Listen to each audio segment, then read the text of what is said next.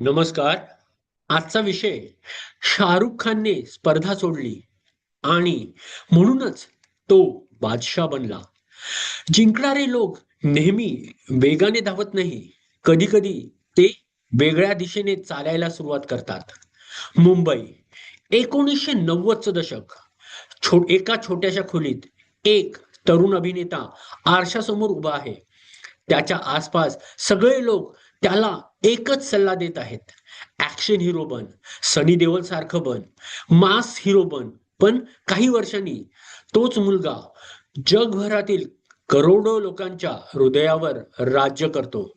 प्रश्न आहे, त्याने इतरांपेक्षा जास्त मेहनत केली म्हणून, की त्याने एक वेगळाच खेळ खेळला म्हणून?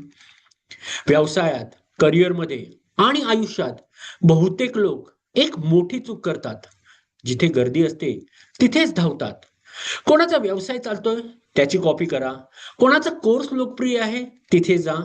कोणत्या क्षेत्रात पैसा आहे तिथे उडी मारा. मग सुरुवात होते स्पर्धा, किंमत युद्ध, तुलना, निराशा आणि हळूहळू स्वतःची ओळख हरवते. पण शाहरुख खानने एक वेगळाच प्रश्न विचारला. मी इतरांपेक्षा चांगला कसा होऊ, हा नाही. त्याने विचारला, मी असं काय करू शकतो जे इतर कोणी करतच नाही.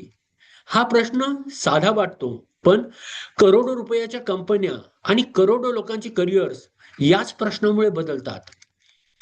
त्या काळात बॉलिवूडमध्ये दोन मोठे किल्ले होते. एक ऍक्शन आणि दुसरा कॉमेडी.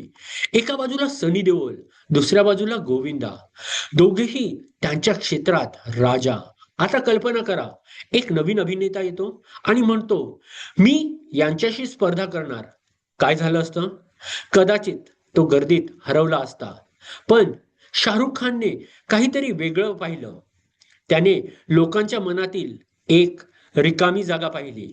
भावना, रोमांस, जोडलेपणा, प्रेम, संवेदनशीलता. त्याने ऍक्शन विकली नाही, त्याने इमोशन्स विकली. त्याने डायलॉग नाही विकले, त्याने स्वप्न विकली. आणि मग आला DDLJ. नंतर कुछ कुछ होता है, दिल तो पागल है, कल हो ना हो, वीर जारा. एक चित्रपट यशस्वी होऊ शकतो योगायोगाने, पण वारंवार यश ते स्ट्रॅटेजी असतं. हळूहळू लोकांनी तुलना करणेच बंद केले.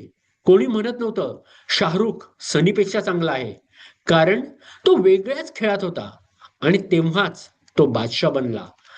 सगळ्यात मोठा धडा माहित आहे?